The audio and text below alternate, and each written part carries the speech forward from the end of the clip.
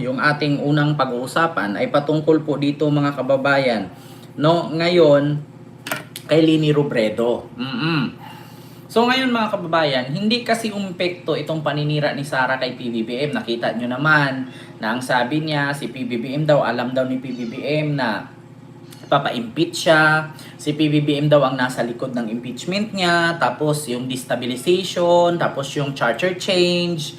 Oo. So alam daw yan ni PBBM, kaya daw galit na galit si Amy dyan. Oo. Tapos sabi niya, bandang huli daw, binulungan daw siya ni PBBM bago pumunta ng ibang bansa na don't worry, I'll care for you, I'll take care for you, sabing ganon. Tapos kung ano-ano mga kwento, alam niyo sa totoo lang mga kababayan, no, yung mga ganyang kwento ni Sara, hindi mo gawain yung ganyang maninira ka eh. Hindi gawain dapat ng mga kandidato, no, pagka presidente, yung mga ganyang paninira. Kasi imbis na iboto ka, 'di ba? Hindi ka ngayon iboboto ng tao. Bakit, mga kababayan? Kasi ang tao kasi ngayon, iba na ang paningin ng iba na ang panglasa. Ikaw, kung ikaw isang politician, ano bang rason kung bakit mo iboto yung tao, 'di ba? Dapat may gawa. 'Di ba? Meron siyang napatunayan. Bukod doon, meron siyang tawag dito, meron siyang proyekto, 'di ba?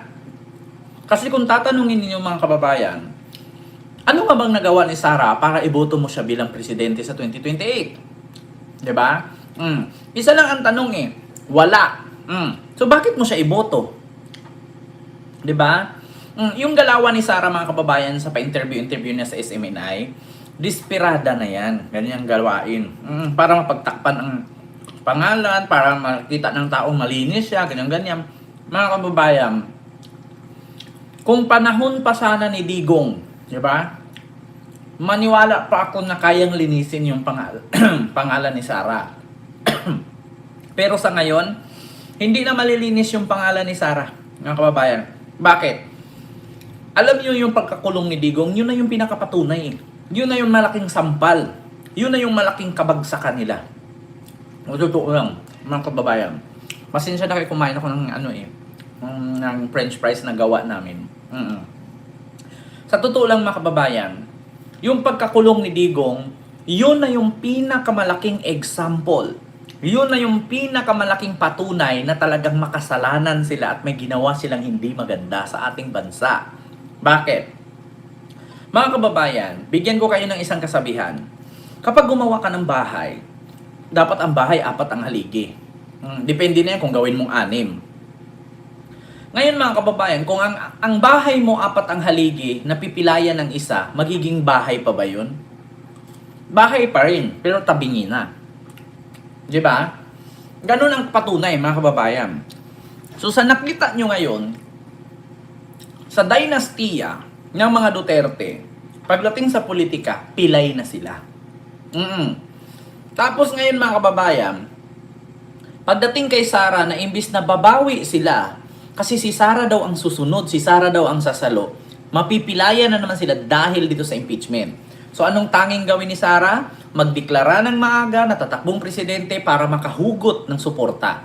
Pero mga kababayan, huwag po kayong mag-alala. Unti na lang po ang naniniwala sa kanila. Yun na lang po yung mga bobo tanga-tanga na hindi marunong mag-research. Diba? Yun ang sagot mga kababayan. Tapos, ngayon, hindi umepekto yung lahat ng paninira nila kay PBBM kung anong kwento. Pati si Lisa Marcos, Aranita Marcos, sinisiraan na din. Gumawa na ng kwento na nag-send daw si Lisa sa kanya ng link, ng YouTube. Tapos may comment na, feeling daw. Ano ba yun? Feel na feel. So, mga kababayan, sa mga kwento lahat ni Sara, kung kwento lang, pwede kang maniwala. Pero hanapan mo na asaan yung text message ni Lisa. Di ba? Asan yung sinabi ni PBBM na bago sumakay ng eroplano, binulungan ka, don't worry, I'll take care for you. So, puro kwento lang. So, mahirap kasi mga kababayan. Mabilis lang man. Kahit nga sabihin ko, sabi nga ni PBBM dun, pangit ang kilay mo. Pwede natin dagdagan yun. Kasi nagkwento siya eh.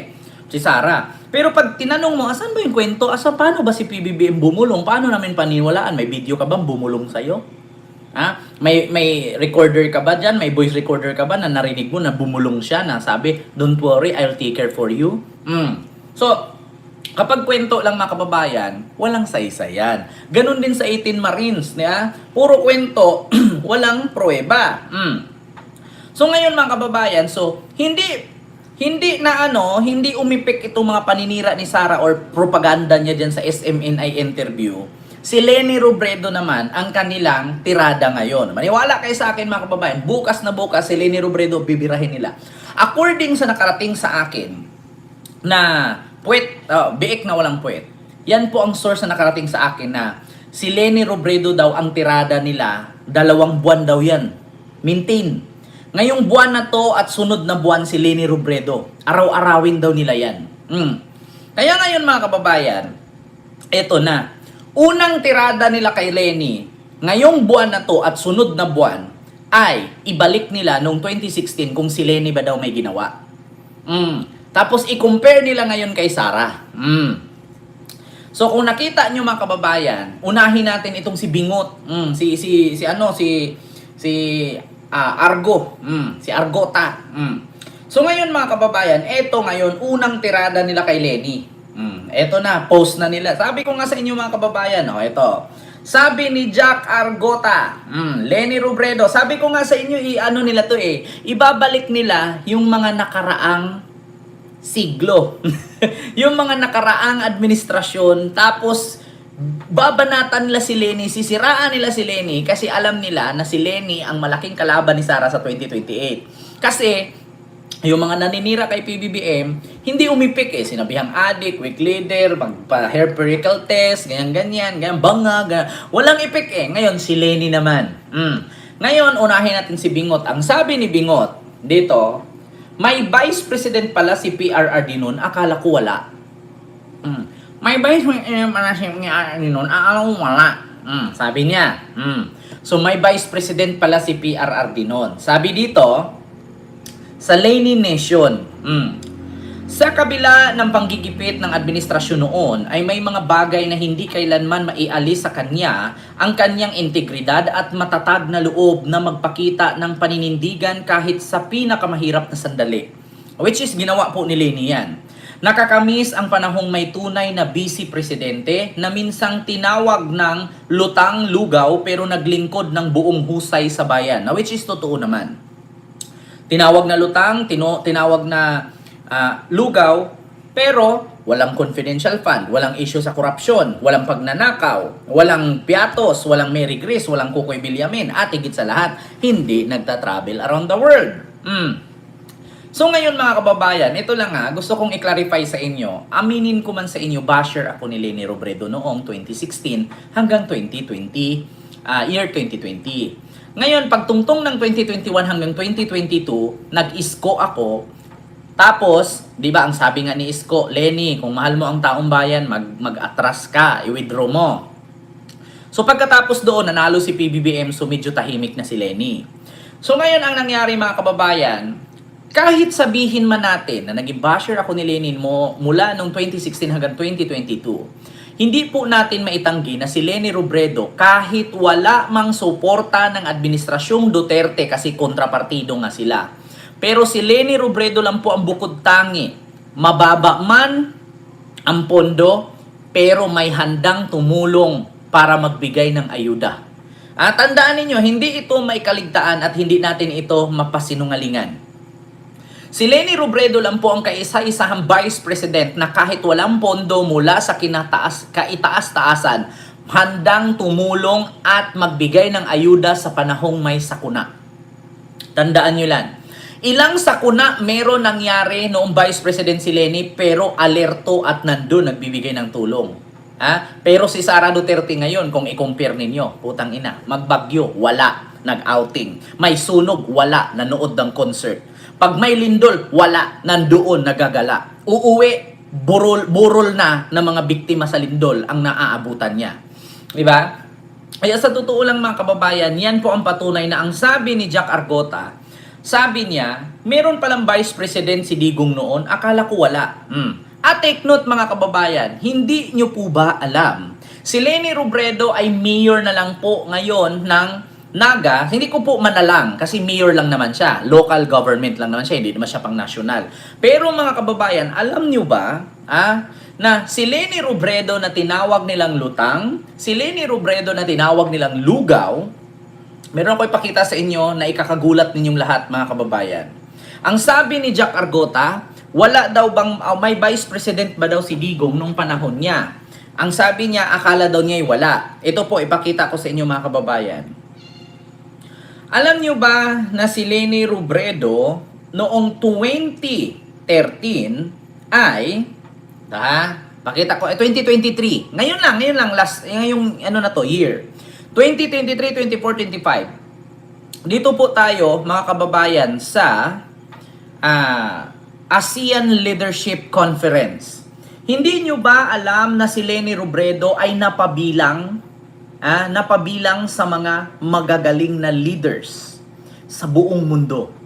Do you think kung si Leni ay lutang, si Leni ay lugaw, si Leni ay walang alam na ang sabi ni Digong, mag-aral ka muna ma'am? Kasi wala kang alam. Bakit si Sara Duterte hindi nakasali dyan sa 2023?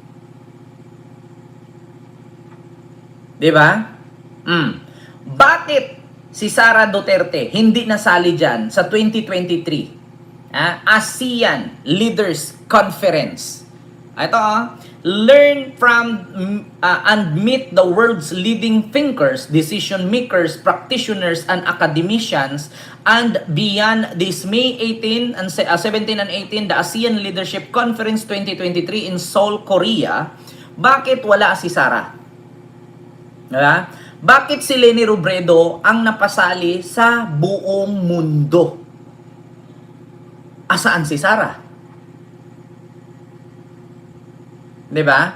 Paano si Sara hindi napasali dyan? Di ba si Sara Vice President ng Pilipinas? Di ba si Leni mayor lang naman ng Naga? Pero bakit si Leni ang napasali dyan sa world's leading thinkers, decision makers, practitioners, and academicians? And beyond this May 17-18, the ASEAN Leadership Conference 2023 in Seoul, Korea. Leadership, Training, Coaching, and Center of Asian Leadership 2023. Bakit hindi nakasali si Sara? Akala ko ba may vice president tayo ngayon? At nung panahon ni Digong, wala tayong vice president. Bakit walang vice president nakasali dyan? Bakit hindi napasali ang pangalan ni Sara? Sa world's leading thinker, decision makers, practitioners, and academician sa Speaks for ASEAN Leadership Conference 2023, bakit hindi nalagay sa magazine ang mukha ni Sara? Di ba? Bakit hindi nalagay sa magazine ang mukha ni Sara? Mga DDS, tanong ko lang, nakakahiya naman pong isipin po siguro, no? Na sabihin natin, nung panahon ni Digong, walang vice president kasi lutang at lugaw si Leni. Pero bakit ngayon sa panahon ni PBBM, may vice president tayo, pero bakit hindi napasali? Diba? Bakit hindi napasali? May tanong ko lang, ni minsan ba si Sara umattend ng mga ASEAN meetings, ASEAN conference, or youth conference, entire world or Asian conference? Ni minsan hindi ko nakita mga kababayan na merong inatinan si Sara patungkol sa mga ASEAN meetings, ASEAN summit. Wala akong nakita kay Sara mga kababayan. Simula nung naging vice president siya noong 2022, 2026 na ngayon. 4 years na. Diba?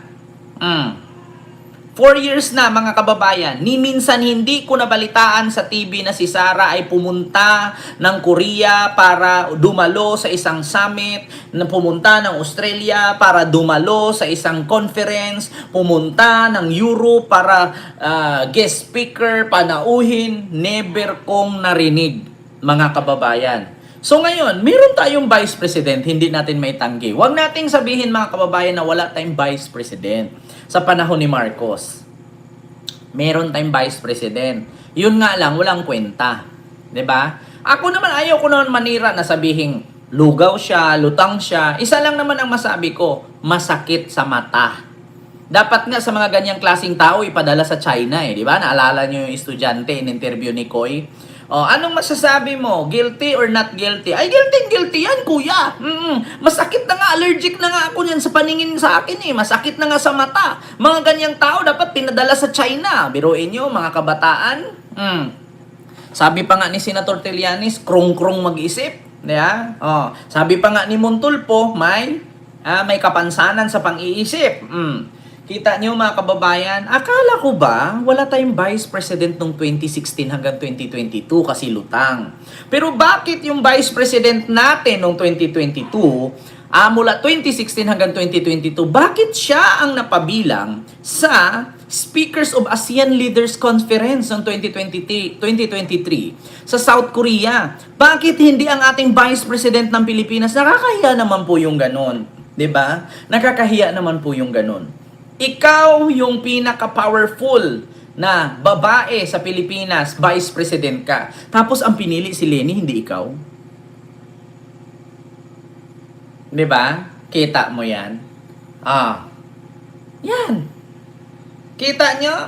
Di bali nang sabihin yung lutang, di bali nang sabihin ninyong lugaw, at least kayang lumaban sa pang-international na talakan at isipan. Hindi katulad sa sinabi ninyong may malasakit, tapang at malasakit.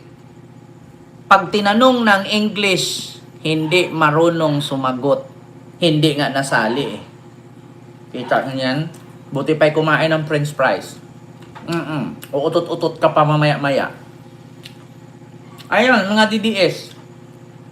Hindi umipek ang tirada ninyo kay PBBM. Ngayon si Leni naman ang titirahin ninyo. Wala daw Vice President noong 2016. In fairness si Leni noong 2016. Kahit hindi sila magkaalyado ni Digong, si Leni lumalaban. Pag may bagyo, nandoon. Pag may baha, nandoon. Pag may sunog, may kalamidad, may dilubyo, nandun si Leni. Si Sara, pag may baha, nanood ng concert. Pag may lindol, mag-outing. Pag may baha ulit, andoon sa dahig, nag-duty. Biruin mo, binoto, hinalal ka ng taong bayang Pilipino, tapos mag-duty ka sa lugar ng Netherlands. Kita mo yan. Sinong inanuhan mo doon? Sino yung ginudutihan mo doon? Ay, nako. Mga kababayan, nakakaawa lang. Yung mga paninira nila kay BBM na hindi umipik, kay Leni na naman ngayon.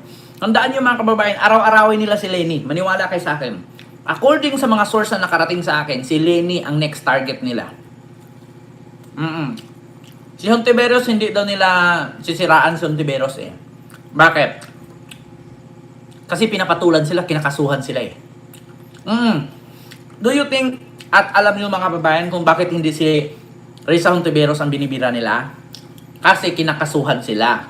Si Leni Robredo ang titirahin nila ngayon kasi tahimik, hindi lumalaban. At alam kasi daw nila na panlaban daw sa 2028 si Leni. Diba? Tandaan nyo mga kababayan, araw-arawin nila yan. Kaya dahil dyan, mga kababayan, walang epek. Walang epek yung paninira nila kay Leni at kay PBBM.